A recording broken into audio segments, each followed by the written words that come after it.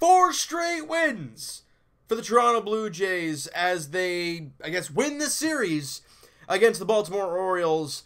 Not really deserved, but they win 6-4 over the O's, and like I said, they've won their 4th straight game. They win the first 2 games of this series.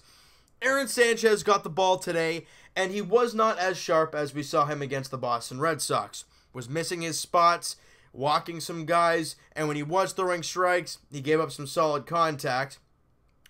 But we've talked about it, guys, in the last few videos, really, about good defense, timely hitting, and good pitching. Sanchez wasn't that great pitching-wise in this ball game. You saw in the very first inning, he gives up the lead-off shot to Mullins to lead off the ball game, making it 1-0 in the first. Now, he goes through the second and third inning fairly well and does a good job throwing some strikes, doing his job. Okay, that's what I like to see. But then we go to the 4th inning, guys, and this is where things start to change, right? Mancini triples to left field, and you know what happened there? A misplay off the wall, misplay of the ball from Dwight Smith Jr. Mancini ends up at third. Guys, it's all about the small things of defense that'll try and get, that should get you the job done. But it didn't happen there. Then he hits Chris Davis, right? And now there's 2 on and nobody out, runners on the corners. And Valera hits a sacrifice fly to straightaway center field of Randal Grichuk. Now, it's not that deep. Grichuk comes up throwing. They get it to the plate. It was a short bounce. McGuire can hang on to it. He tags him after the play, assuming he did not touch home plate. Umpire calls him out. They go to the review. He touched home plate. He's safe. And that's Aaron's 2nd run of the inning there. Or 2nd run given up there. Next up, Stewart, and he singles to right field, and Chris Davis ends up at 3rd base. But problem, an error by Billy McKinney out there. Chris Davis comes in to score. Stewart ends up at 2nd base. And then Aaron Sanchez, makes a throwing error, and Stewart ends up coming home to score. I mean, a whole lot of errors in the ball game. So technically, Aaron Sanchez only charged with 2 earned runs, but really 4 runs given up by Aaron Sanchez. So if you're looking at statistics, he gave up 4 runs and only 2 were earned. So technically, he dropped his ERA 1 point to 4.89. But not a great outing for Aaron Sanchez. 4 innings, 4 hits, 4 runs. 2 were earned, obviously. 1 strikeout and 3 walks. See, the walks come back to hurt you. And the hit batter, obviously, with Chris Davis. And he threw 77 pitches through 4 innings. Not what you want to see from Aaron. He didn't really have a great ball game. But that's why this is a team game, guys. You go down 4-0. But then in the top of the 5th inning, with Aledmys Diaz on, Dwight Smith Jr. cranks a ball to right field, cranks a ball down the right field line. It gets past the first baseman and Mancini, and Diaz comes in to score. Dwight Smith Jr. ends up at 2nd base, and it's a 4-1 ball game. Now let's go to the top of the 6th inning, guys, where things start to have some fun. The Jays, they get another run on the board here. Billy McKinney singles to right field, and that is significant because that ends his hitless streak, and that was needed for him personally. Then Lourdes Gurriel Jr. hits a beautiful sacrifice bunt back to Dylan Bundy on the 3rd base side, but he makes a great play and throws a strike to first, getting Lourdes Gurriel, and but McKinney moves up on the play. And then Dylan Bundy decides to throw a wild pitch. McKinney ends up at 3rd base. Then Justin Smoke hits a ground ball to 2nd base, doing his job, hitting it to the right side of the field, scoring that run. McKinney comes in to score, and the Blue Jays have cut the lead to 4-2. Now let's go to the top of the 7th inning. Rowdy Tellez leading off the inning, and he hits an infield single to short. Then Aledmys Diaz gets in a hitter's count and rips a ball to 3rd baseman. It goes off his glove and into the outfield. And both players are safe. 1st and 2nd, nobody out. Dwight Smith Jr. strikes out. And we're like, oh, that's a tough one. Next up, Devin Travis hits a ball to 3rd base. It's technically a fielder's choice. But he gets the ball to 2nd, and I don't know if it was too quick of a transfer. He couldn't get a grip on it. He tries to get it out fast. Ball goes flying up in the air. Obviously, the runner is safe at 1st base. They got the out at 2nd, but You could have had the ending double play, and instead you have runners in the corners, 2 out. And the next batter, I think, was the key in this game. Reese McGuire comes up and gets behind in the count. But what does he do? He grinds, he fouls off tough pitch after tough pitch, takes some more pitches, and ends up walking on a full count to load the bases. Big at bat there for him. They bring in Fry, who has been spectacular with runners, with inherited runners. And then they bring in Teoscar Hernandez, because obviously you didn't want the lefty Billy McKinney to face the lefty Fry. So you bring in the right-hander Teoscar Hernandez. And he hits a chopper to third base. Looks like it's going to get out of the inning. No, you're playing the Orioles. They throw the ball in the dirt, and it gets past Mancini.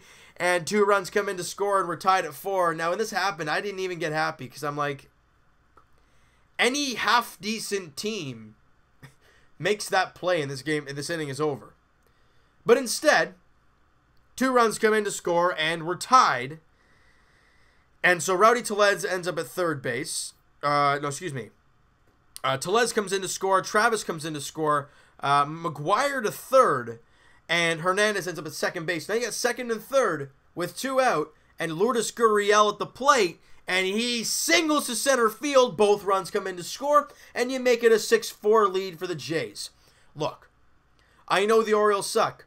Hence why I just said I didn't really get happy when I saw this happen, because I'm like, okay, that should never happen. But it did, and good teams should make teams pay for those mistakes. And the Jays did. Not only did they tie the game, but that gave Lourdes Gurriel the opportunity with 2 out and 2 runners on, and then he hits the 2-run single to give the Jays the lead. And they don't look back after that. The Blue Jays bullpen was stellar in the ball game. Jake Petrichka, you know what? He's been not so great lately, but he comes out against, obviously, I know, it's not a great lineup for the Orioles, but he comes out and throws 2 innings, gives up 1 hit, no walks, and strikes out 3. He was good in his 2 innings of work. Jose Fernandez, the lefty, him and Tim Meza, I have been exceptionally happy with. He goes a clean inning, no hits, no walks, no strikeouts, and throws 7 pitches.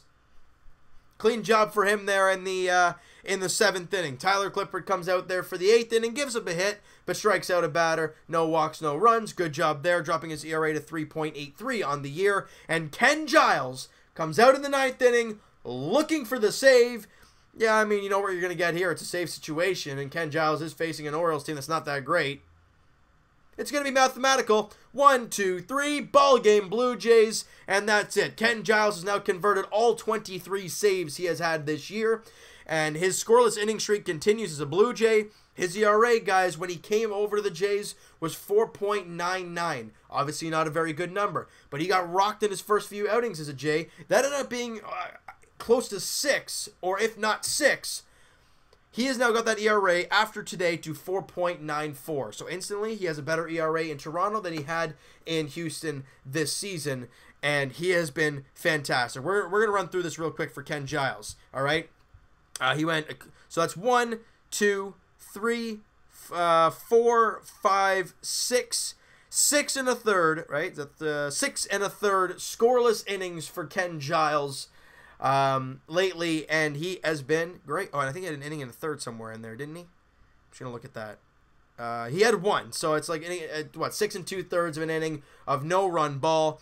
3 hits, and he struck out 5, walked 1. He has been great over the guys. He hasn't given up a run since the end of August. He has been lights out in the month of September. He has been great, and his last run that he gave up was against the Orioles in a non-save situation. Ken Giles has been great for this team. So I said right off the top, guys, give him a chance. And now that we have, he's doing very well for this ball club. And I know, guys, I know everyone's going to say in the comments, well, the Leafs won. Yeah, I get it. Trust me. I was watching, and I loved what I was seeing. We'll talk about that in the next video that'll be coming out right after this one. But, guys, the finale of this series goes tomorrow. As if I'm not mistaken, it says Gavilio here, but I think Marco Estrada is getting the start tomorrow for the Blue Jays against Luis Ortiz for the Baltimore Orioles. I think he had his big league outing in his first big league outing in the last time he was out there, and clearly he got lit up because he has a 15.43 ERA. Don't look at that number. It's only in two and a third innings, and he's 22. He's never played in the big leagues. Give him a break. The Jays haven't seen him, if that's anything to behold. But guys, the Jays had a good game. You know what? As much as they got a lot of help from crappy defense from the Orioles, they made them pay, and they made their pitches when they needed to late in the ballgame. You know, McKinney was 1 for 3, gets off the snide. Gurriel 2 for 3 with a couple RBIs.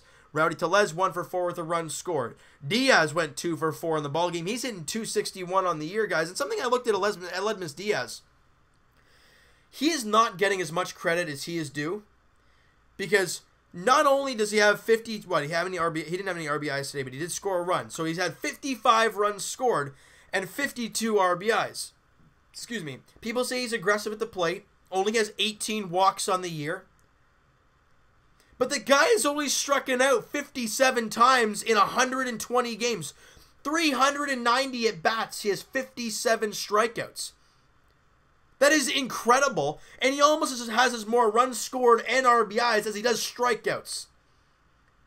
A fantastic year for Aledmys Diaz. I have been so happy with him. I've loved what we've seen.